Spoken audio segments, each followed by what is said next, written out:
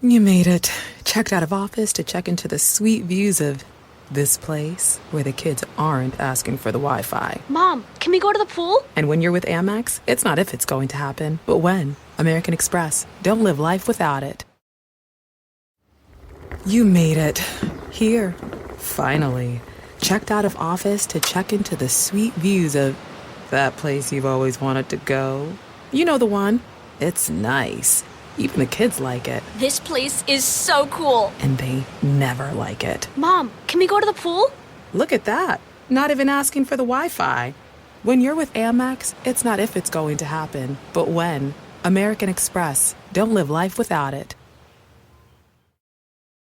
There's never been a better time to find out why BetMGM is the king of sportsbooks. Download the BetMGM app and place a $10 moneyline wager on any NBA playoff game. If either team hits a three-pointer in the game, you'll win $200 in free bets, regardless of your wager's outcome. Just use code LIBERTY200 when you make your first bet. Sign up now and discover BetMGM's daily promotions, boosted odds specials, and more. Download the app or go to BetMGM.com and use code LIBERTY200 to win $200 if either team hits a three in any NBA playoff game. Visit BetMGM.com for terms and conditions. Must be 21 years of age or older to wager. Pennsylvania only. New customer offer. All promotions are subject to qualification and eligibility requirements. Rewards issued as non-withdrawable free bets or site credit. Free bets expire 7 days from issuance. If you or someone you know has a gambling problem, help is available. Call 1-800-GAMBLER in partnership with Hollywood Casino Morgantown.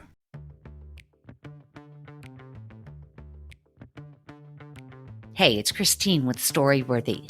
Today on the show, comedian Ant talks all about his sobriety. We opened up the fourth, the fifth, and the sixth beer, and I remember saying to myself that day, I will do whatever it takes to feel like this for the rest of my life. And then my drinking started to accelerate because my parents had a full bar in the house, although they rarely drank. And I was drinking their booze, and I was drinking my neighbor's booze. And then I started going to school, and I started drinking in school, and you know, it was fun, and then it was fun with problems, and then it was just problems. Now, at the same time, I was graying out, I was browning out, and then I was blacking out. I was coming to in a cornfield 6 miles away from home, naked, and, you know, it would be 7 hours later. Today on the show, comedian Ant talks all about gaining his sobriety. Stay close. Hi, this is Ant, and you're listening to Storyworthy.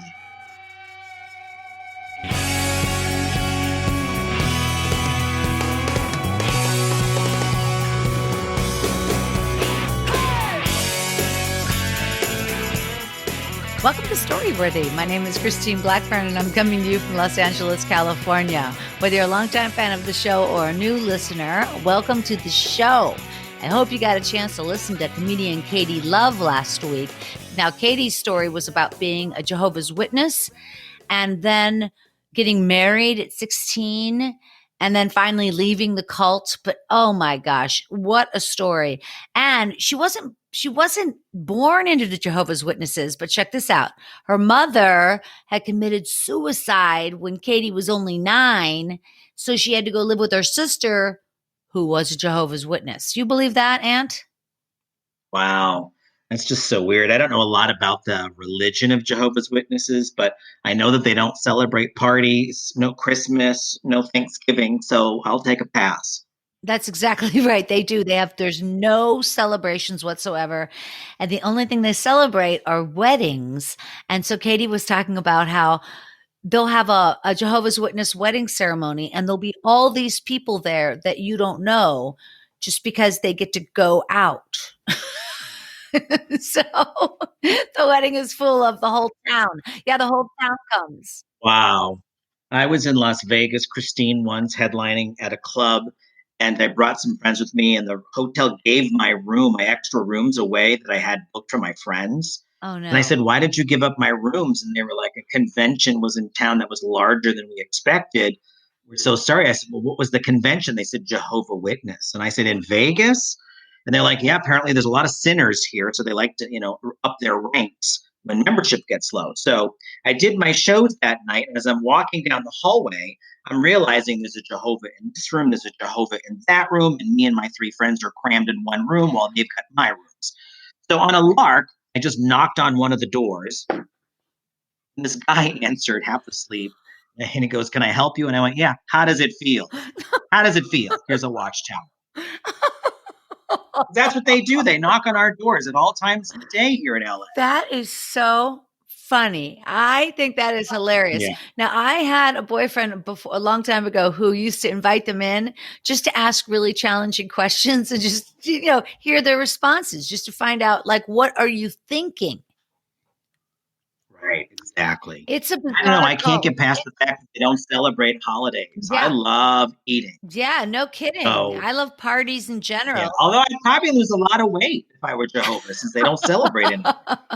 Hey, listen, by the way, you look great. You are super fit right now, and you are looking really You're so good. kind. No, I'm serious, I'm Anne. down 64 pounds. I'm down 64 pounds. That is so impressive. Doing good. And I know you've been in the comedy Yeah. world a long time. You've had a huge, long career and been on all sorts of shows. And you've been up and you've Mhm. been down in your weight. And, you hosted that Celebrity Fit Club for so long. I was thin when I was hosting that show. Yeah, didn't you learn so much? No, apparently not, because when the show was canceled, I was making so much money hosting that show, and it was the easiest gig in the world. It was 3 hours of work on a Saturday and about 8 or 9 hours of work on a Sunday every other week, and I was making 55 grand a week. It was unbelievable. Wow. So it was easy to stay thin because they told me you can't be fatter than the contestants. And I said, okay, I will not be fatter than the contestants. And our first season, Ralphie May was one of our contestants. So I just made sure I stood next to Ralphie all the time. God rest his soul. And I always looked thin. So, That is hilarious. but when that show got canceled, I went into a tailspin and put on a lot of weight and didn't even realize I was depressed. And then I did the show called The Doctors, where they sort of turned it all around for me by giving me a trainer and food program and psychotherapy. And, I lost a bunch of weight doing that program. And then I've continued that journey, and I'm down about a total of 64 pounds now in 2 years. I think that is so stunning. I have like 10 questions right off the bat. Real quick. Did Ralphie May do well on that show? Ralphie lost, I want to say, either 30 or 40 pounds. He did well. In 6 weeks to lose that kind of weight, it's pretty good. Yeah, that is a lot. Yeah, no kidding. If you think about, I always think about like pounds of cat food. You know what I mean? You carry 3 10-pound bags of cat food around. Yeah, I look at potatoes that way. I look at a 10-pound sack of potatoes and go, God, 3 of those. I was just carrying that. Awful. So but it's just so interesting because you obviously learned on that show. I mean, I know you're saying it was easy and everything, but you obviously learned. Well, you think you learn. I know, but I'm You just saying, think like, you learn. when you started then gaining weight and going down that hole of eating a lot, obviously not exercising, you didn't see that as a problem at that time, or you thought I'll turn it around, or was the depression that bad? I mean, what was it? Well, once you get into the buckets, Yeah. it's sort of hard to like come out of it unless you've got like a support system in place. I didn't have a support system in place, and I wasn't telling people what was going on. And I had the buckets, and that was a deadly combination. Oh, and I am so glad you're okay now. And you've been sober for how long? Me too. I'm on top of the world. Say that again. How long have you been sober? Well, I have not had a drug or a drink. It'll be 10 years this April. Unbelievable. That is so exciting. Congratulations. Wow. Yeah. From a die-hard crystal meth heroin junkie Unreal. to being on top of the world. Wow. Life is grand. I am so happy you are here, man. I'm telling you, I bet I could get 10 shows out of you with the stories you have. And I'm super excited about your topic because you bring to the table today sobriety. So I'm really anxious to hear this story. I think about, the people that I know that are sober and how happy they are. And I also know people that probably should get sober. And then I probably should get sober. I mean, I am sober, but I mean, like I've never had to have a drink, but I'd want a drink. You know what I mean? It's not like I don't want a Yeah. beer at lunch with fries and a chicken sandwich. Who wouldn't want a beer at lunch with fries and a chicken sandwich or whatever? You know what I mean? Sweetie, I didn't need the fries or the chicken sandwich. I just wanted the beer. Yeah. Fuck the food. That was my. And that's where, I mean, obviously there's a difference in terms of who is an alcoholic, what does an alcoholic look like versus somebody who just drinks a lot who probably shouldn't because they're gaining weight. I mean, I'm not sure where the line is drawn. I mean, is the line drawn like technically if you can't do your job or you start letting people down, or do you know how to define that? I can tell you for me what it means. Alcoholism is a self-diagnosed disease that tells you don't have it. Wow. Wow. For me, that's what it means for me. That is something else. Yeah. Good. I want to talk about this. And so your sobriety was part of that through the doctors, or was that different? No, that was weight loss was through the doctors, and sobriety was because I lost everything. Sort of, I lost myself. I just lost my family. My friends weren't talking to me, and that's where sobriety comes in. Oh my God. Oh my gosh. Well, I am so excited to talk to you about this. But before we start your story, I did want to remind everybody that we are playing Story Smash, the storytelling game show, every Friday night, live and streaming on Facebook and YouTube at 7:00 Pacific time. And you would be such a wonderful judge. You're going to have to come on as an expert judge and play this game. Basically, I get 4 comedians to come on and they spin a wheel and tell a true story on whatever they land on. The story is either 1 minute or 2 minutes long, and there's a clock. And then we go to the expert judges to comment. And Blanca Patch is on pretty much every week, and Danny Zucker. Last week, Melissa Peterman was on, and Greg Proops. Oh, love Melissa. Oh, she's so fantastic. And Mary Lynn Rice Cup comes on, and Felicia Michaels. And we have such a ball. Wendy McLennan Covey was on last week.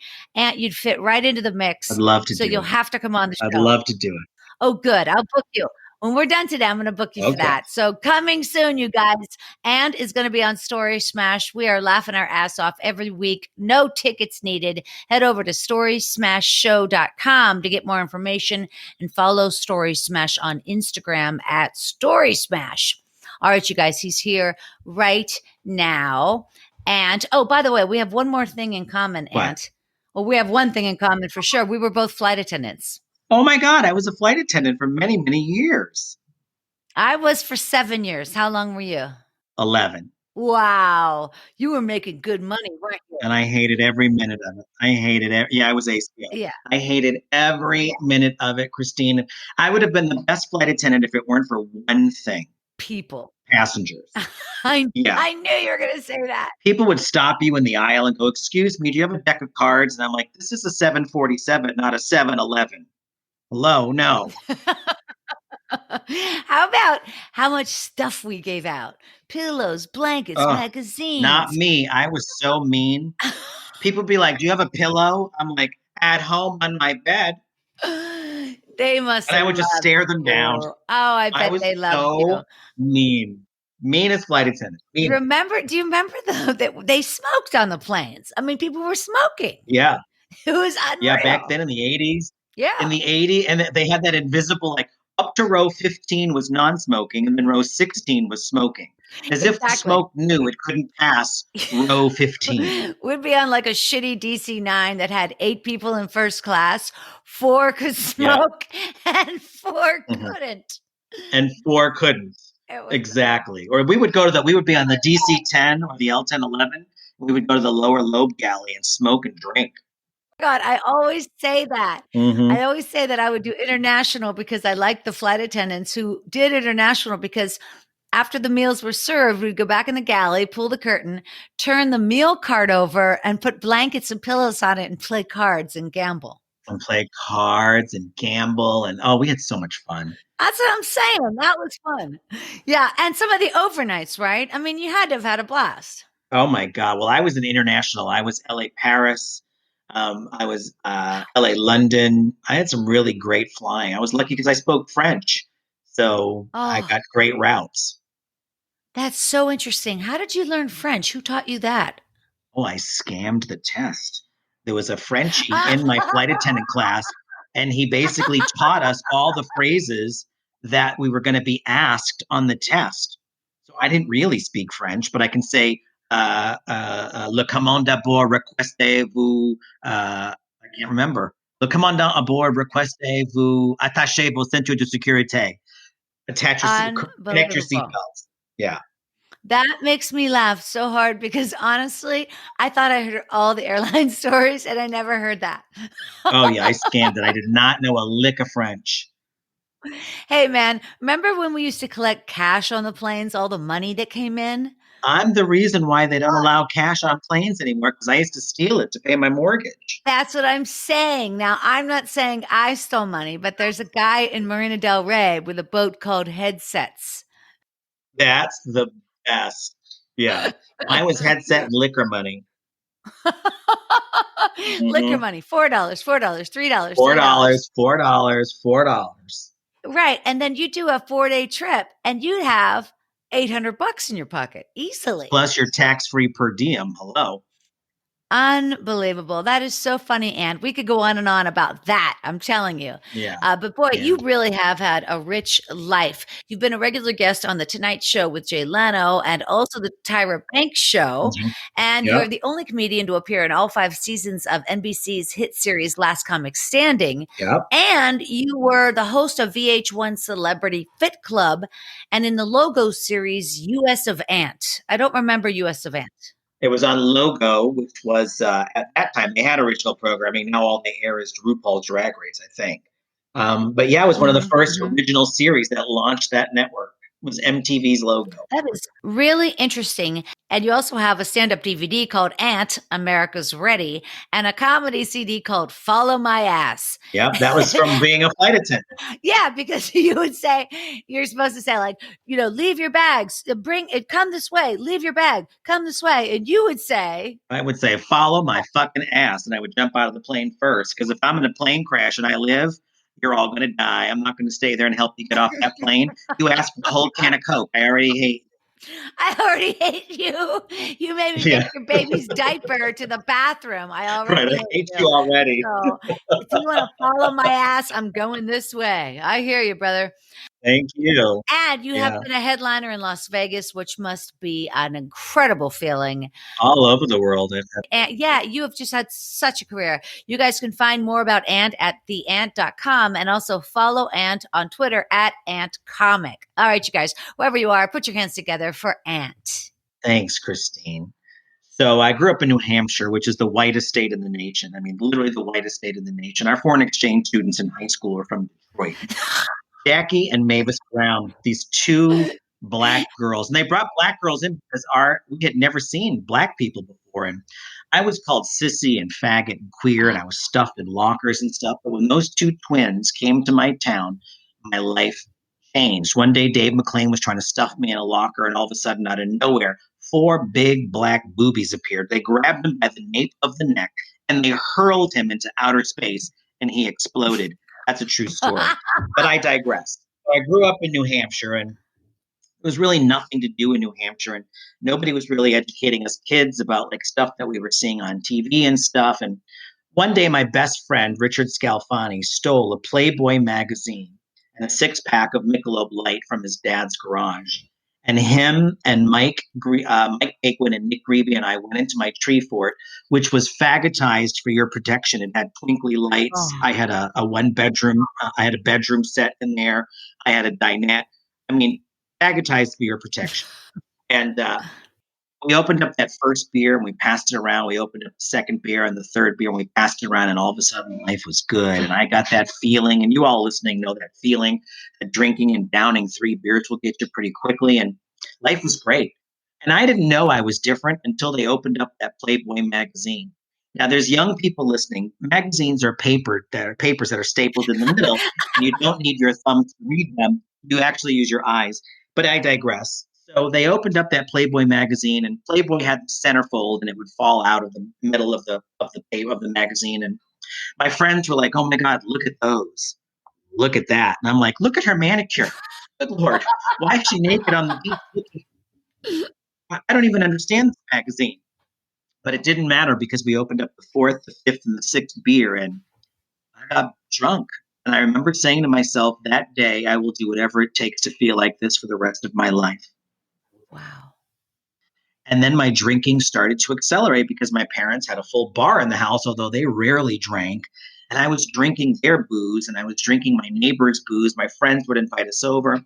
And then I started going to school and I started drinking in school. And, it was fun. And then it was fun with problems. And then it was just problems. Now, at the same time, I was starting to get graying out. I was browning out. And then I was blacking out. And nobody was talking to us kids about alcohol or its effects. Nobody. So I had no idea that I was, coming to in a cornfield 6 miles away from home, naked, and it would be 7 hours later, and I had no idea what it was. I had no idea because no one was talking to us about the effects of alcohol. And I would wake up in strange cities. I would wake up in various states of undress. I would wake up. It would be 3 hours later or 5 hours later. And growing up in New Hampshire at the same time, Christine, there was this TV show called In Search of, and it was hosted by Leonard Nimoy. And every week, the show was about people who had close encounters of the first kind, people close encounters of the second kind,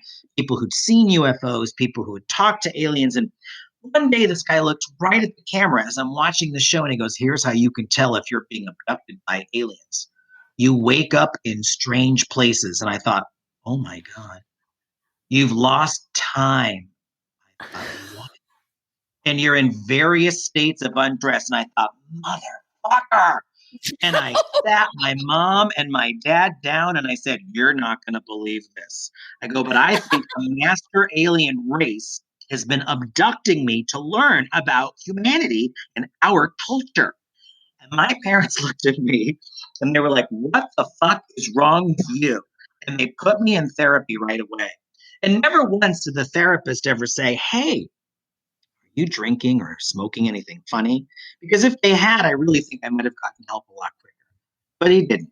So what happened for me is the drinking and the using got worse and worse and worse. And my parents had it. They had taken as much as they were going to take, and they took me to court.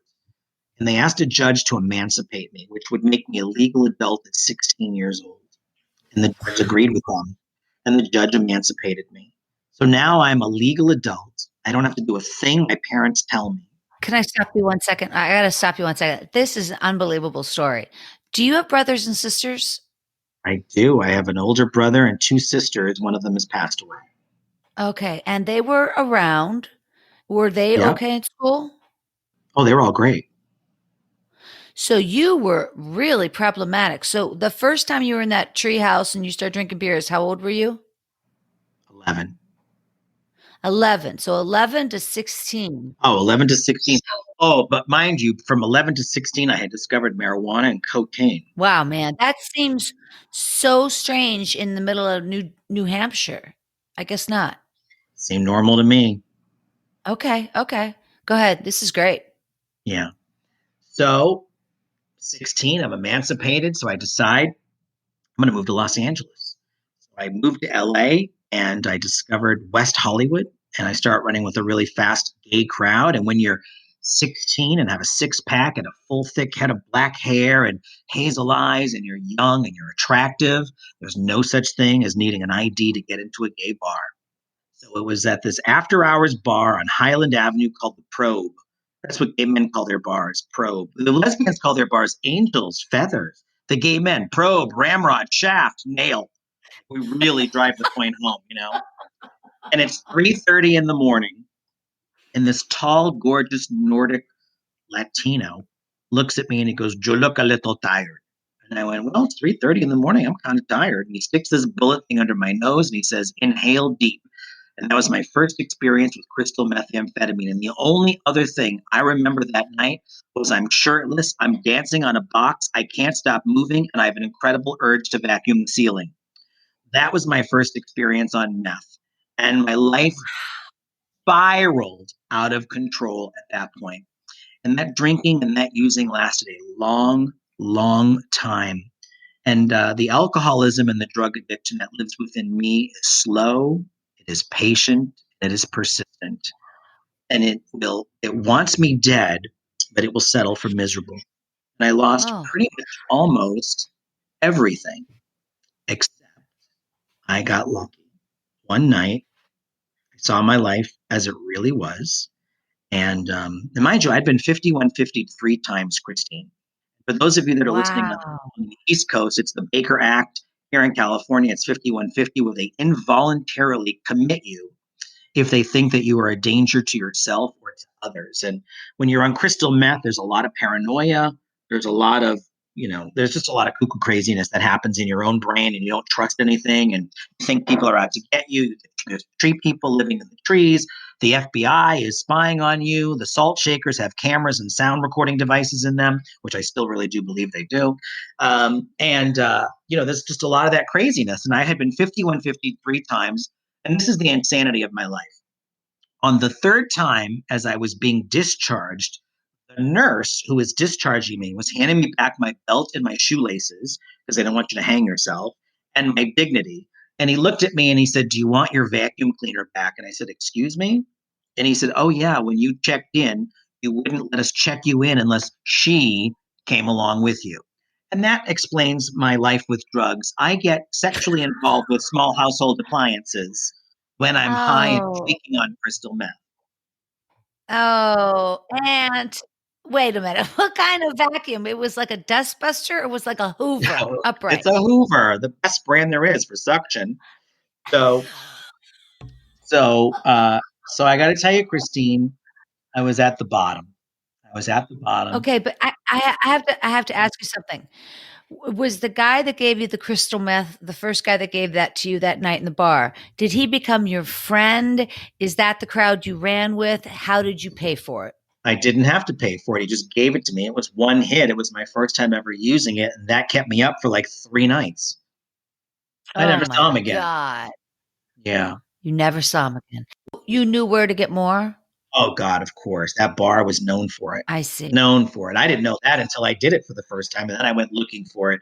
And in the gay community, it's very easy to find crystal meth. Very easy. Yeah. Had you known anybody who had experienced it and died from it? I mean, did you know how dangerous it was, or did you think like, fuck it, I'm just doing it? I didn't ever think about the danger. I only thought about how it made me feel. Wow. I never once thought alcoholic and drug addicts don't ever think about consequences, I Christine. see. I see. That's why when people beg them, please stop drinking, please stop using, we make empty promises because we're incapable of telling the truth, and we're incapable of making a real promise because we have a disease that tells us we have to keep doing it. We are powerless over that stuff.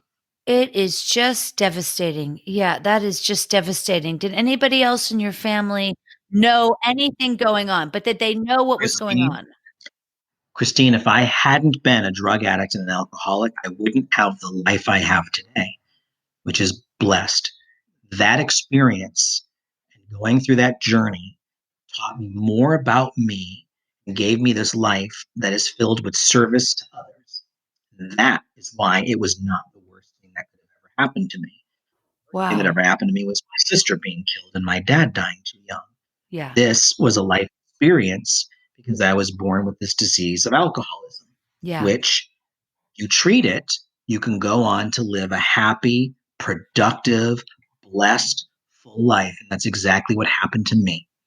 Wow. A friend that I first moved when I got to LA, I told him, I said, "You know what? I think I've got a drug problem and a drinking problem. I don't know how to stop." And he said, "I can help." He took me to a group of people who were suffering from the same thing that I was suffering from. My journey into recovery began. And for that, I am eternally grateful. So if you have listeners that are struggling with substance abuse issues, there's help. Are there like 2 or 3 or 4 people that right off the top of your head you think to yourself like, okay, they saved my life? Oh God, yeah. Yeah. I have my friend Steve L, who is my Eskimo, the person that got me into recovery and introduced me to that group of people. About him, and I think about the mentors in my life. There have been several. One is JW, another one is David L. These are people who, I'm sorry, David M.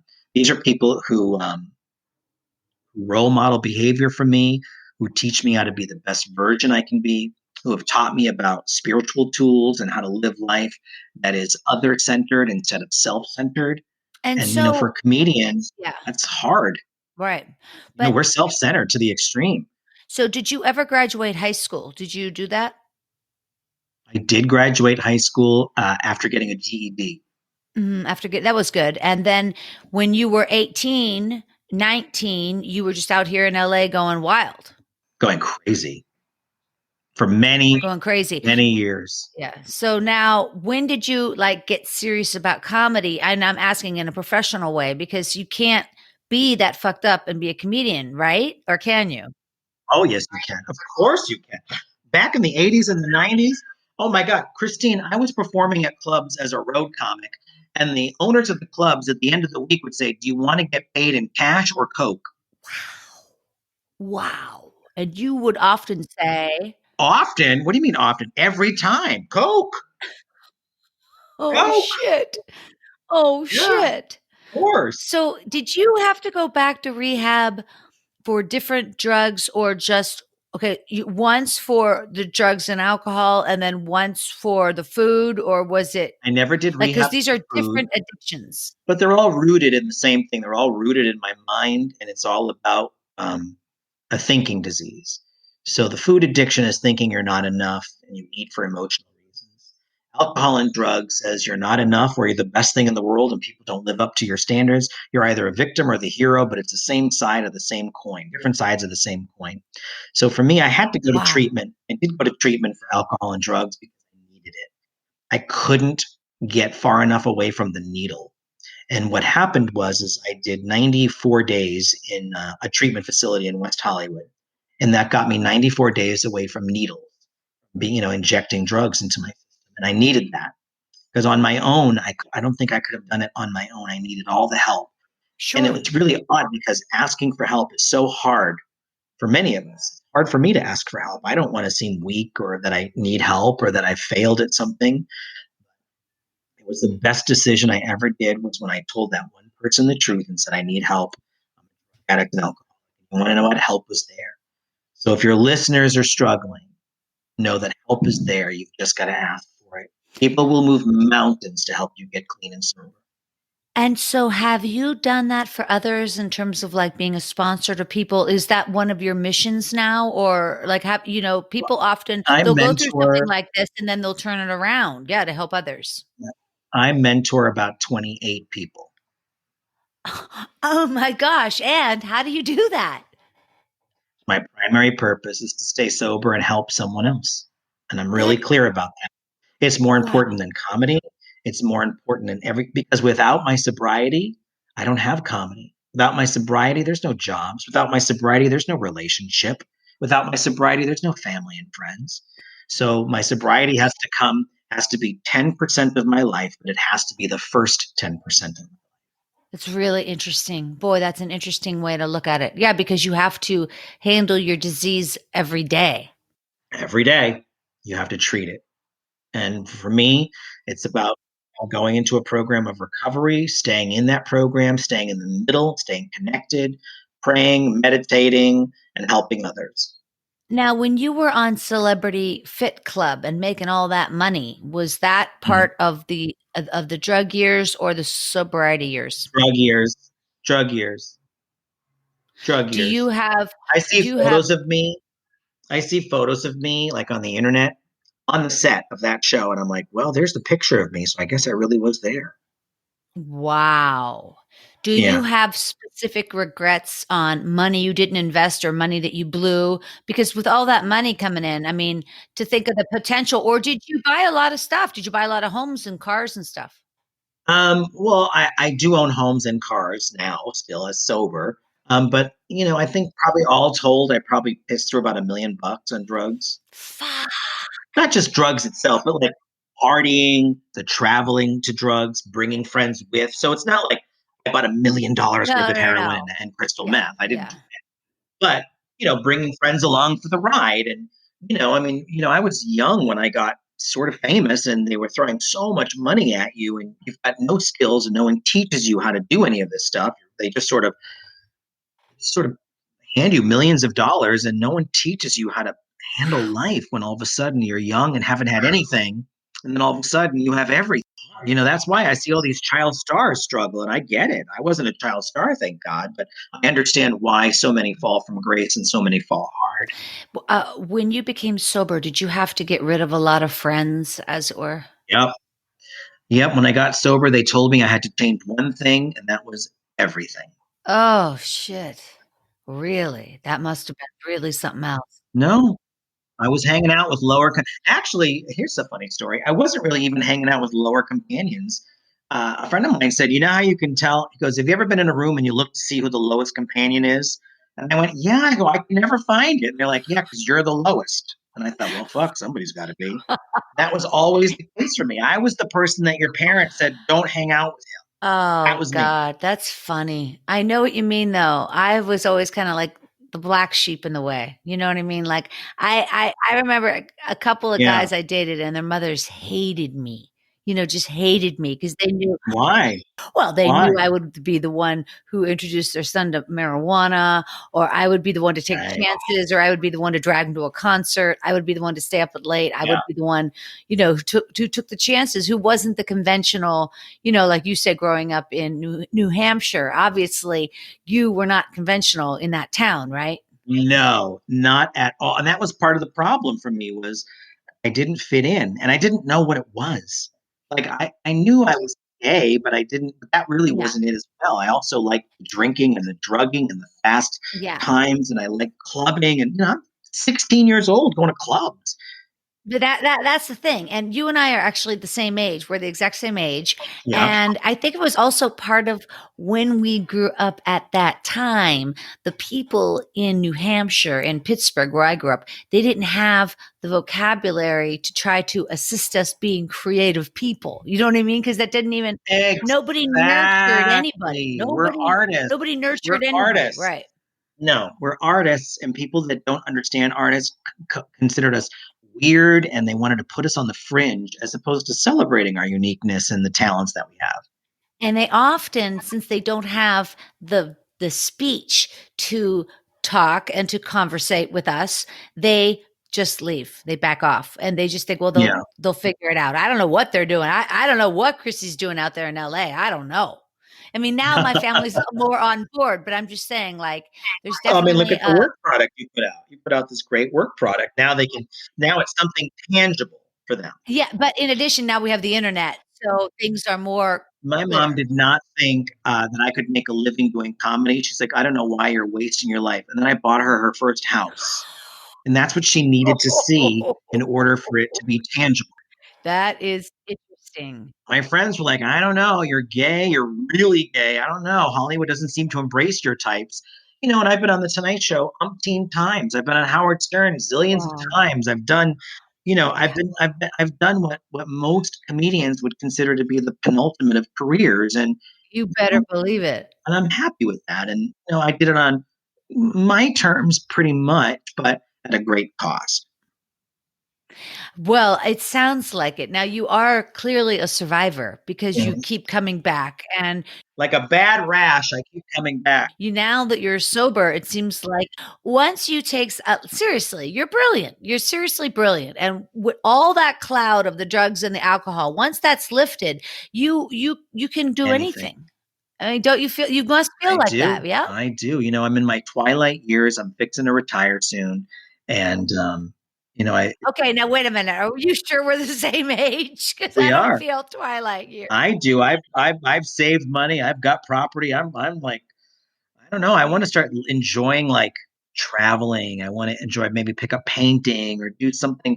I don't know.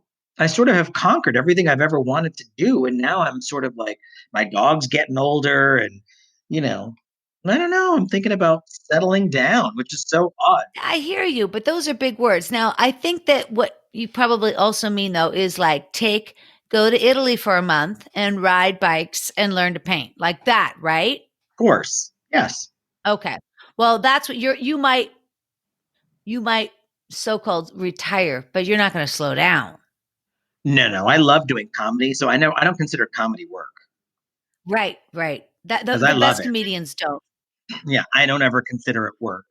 So, I'll go, in Las Vegas, I'll get a call from a club. Hey, can you come down and do a Fallout spot? Of course. I'm Yeah. here. Done. Yeah, right on. Yeah, but, here in LA, same thing. I still call in for spots when we were doing that. Now, who knows what's going to happen with that? But Hey, let me ask you, why did the people in the 70s, like when we were growing up, people had full bars in their houses, didn't they? full bars, Why did they have that? I mean, full. I mean, I remember my parents had My parents had schnapps, grenadine. They had all the mixers, sweet and sour, margarita, Sours, yeah. the little club drinks that you would just pour over ice. They were so gross. They had every vodka, every whiskey. Yeah, Yeah, and like the Crown bottle and the thing yeah. bottle. In their crown bottle in that velvet purple bag it came in. Yeah, and like Glenfiddich. All of that stuff. Nowadays, do parents have that? I don't think so now. I think it's more like beer and wine.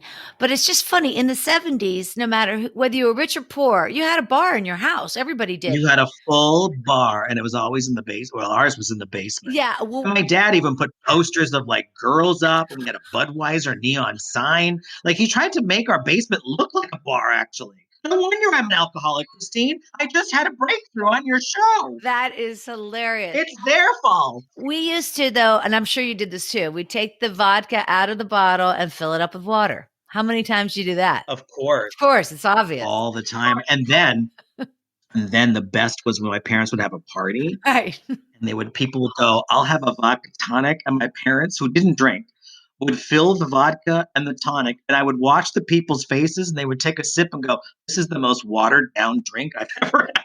Because there was no vodka left in the bottle. That is hilarious. Your parents didn't drink. That's interesting. It wasn't in your house then. I mean, or it was in your house, but they didn't drink. It was in the house. They just didn't drink. They had it more for company. Yeah.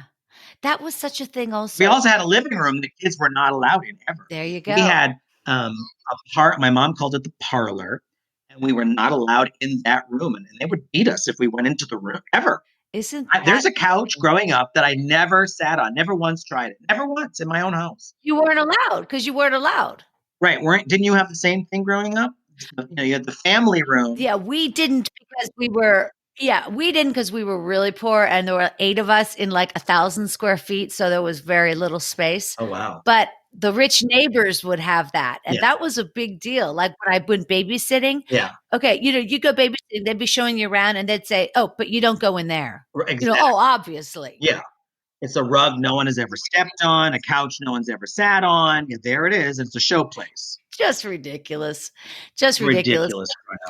Hey, man, you didn't get the vaccine yet, did you? No, not yet. But I plan on getting it as soon as they tell me I can.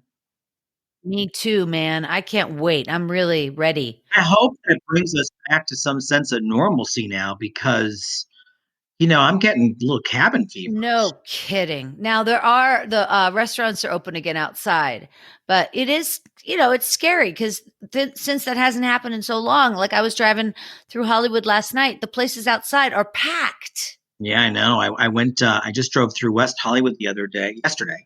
And there's this new restaurant, Bottega Louie, which is my favorite restaurant downtown. They opened up a location in West Hollywood, and their patio is packed. Yeah. Packed. So I don't know how safe that is, but I am looking forward to it. Well, it's outdoors. Yeah, I know, but still a lot of people. Hey, have you been flying at all or do you drive back and forth from Vegas?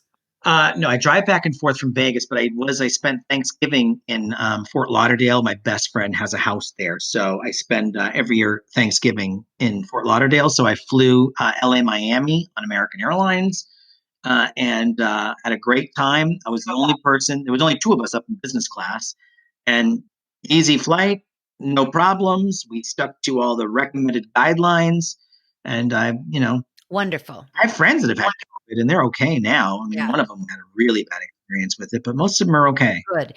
Isn't it funny now flying as a former flight attendant? Don't you just laugh your ass off at them and stuff? Oh my God. First of all, I love to tell the flight attendant, especially when I fly on American, because that was the airline I worked for. I thought you worked for TWA. TWA became American Airlines. So, oh God, I can't believe I forgot that. Yeah. So, and it's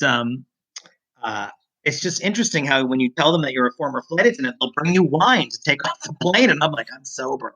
Damn it. Bring me those chocolate chip cookies instead. Yeah, they do that though. And I was just telling a friend about that going to Australia and the flight attendants gave us 4 bottles of champagne off the plane. I know. They do that to me all the time and I don't drink.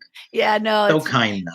So kind. How about now they have cell phones and iPads and we did not have that. And we were back. I would read like a novel a week. I was reading so much more. Oh my God. My People magazine. Well, you read novels. I read People and Star. I love the Well, gossip. yeah, and the magazines that were in the plane as well. Yeah. But remember, like, you'd land somewhere and then you'd have like a 35-minute turnaround and you'd run off the plane, run to the Grab a bite. payphones. You knew all the payphones in all the airports. Oh no, we're so different. I would run and grab something to eat. Yeah, yeah. I never ate airline food. Never ate Yeah. airline food until I became a passenger. What about like in first class? I remember on my airline, US Air. I applied to be a flight attendant for US Air and they hired me and I didn't take the job. Oh, This great recruiter named Kerry Olnichecki was the name of the recruiter. I'll never forget him. They wanted to base me in San Diego. oh, that would have been all right.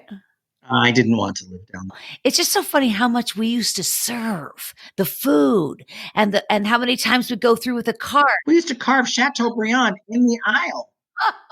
And we would make Caesar salad with croutons and dressing. And I mean, we fucking slung some shit up there. Nowadays, they just bring a tray and throw it in front of you. If even that.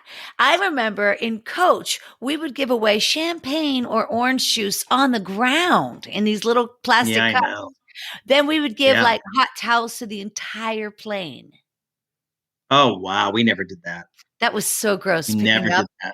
That was so gross because people would be like washing their whole body with Oh, they would be disgusting. You're going to make me throw up, gosh. Christine. Then you'd walk through the aisle So going, gross. trash, trash. And it's a wonder why we didn't have COVID back then with all that disgusting. I know. And we just said Yeah. trash, trash, trash, trash. I would look at people and go, "You're trash, sir. Your daughter's trash, sir. Oh, and your wife's trash, sir."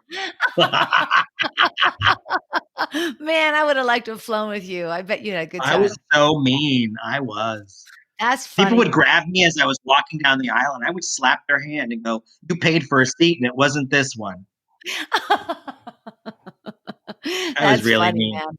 Yeah, I'm Yeah. glad I had that career, but I'm also really glad I'm out of it because it was Me so too. redundant. Oh my God. Me too. It Me was just too. the same thing in and out, and you couldn't grow from it, you know. You weren't going to No. get more money. It's just what they, it was so No, but yeah. a 20-year flight attendant's making, $100,000. It's not bad. Yeah, I know, but I'm just saying like you couldn't it was all based on seniority. So it just Or a language. If you spoke a language, you held the best lines. yeah, I know because you did it. Oui, monsieur, merci Monsieur, beaucoup. bonjour, comment ça va? This has been so much fun talking to you, and I will thank Paul Lander for sure because I really wanted to connect with you so long. Oh, please, thank you. It's been such a joy. Thanks for having me on your show. You have a fabulous attitude and a fabulous outlook, and I'm so proud of all your accomplishments and getting through so much addiction. Thank you, honey. I appreciate it. All right, you guys, on behalf of Ant, one more time, please follow him over there on Twitter at AntComic, and also follow me as well at Storyworthy. All right, you guys, one more time on behalf of Ant, thank you so much for coming on the show, man. I appreciate it. Thanks, Christina. Reach out. I'd love to do your other stuff. I will, for sure. My name is Christine Blackburn, saying, make it a Storyworthy week. Follow me, I'll take you down to the river. Follow me, I'll keep you safe. Thanks for joining us on the Storyworthy podcast. We'll be back next week with all new stories.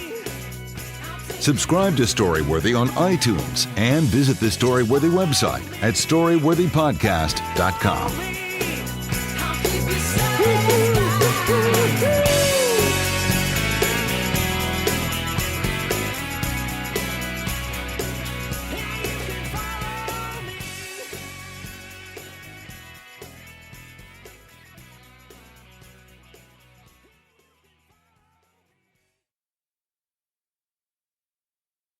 Your plans? Today it's dinner with the parents at your spot. We gotta come back here. Now, their spot. Or you're on the edge of your seat at the game. Come on, just one time. And it's the one. Or maybe you're catching the next flight to... Now boarding flight 1850. Oh, that's you. The choice is yours. And when you're with Amex, it's not if it's going to happen, but when. American Express. Don't live life without it. Membership fees apply after free trial. Cancel anytime. Hi, it's Carl Deichler, CEO of Beachbody, and I'm giving away 10,000 free memberships a week to try our amazing Beachbody fitness and nutrition programs. Pick any program and just follow it step by step, like our 21-day fix program or the ab shredding muscle burns fat program. Plus, there's free support in personalized fitness groups with our community of over 2 million members. Now is the time, so don't wait. Go to beachbody.com to claim your free membership and start feeling great.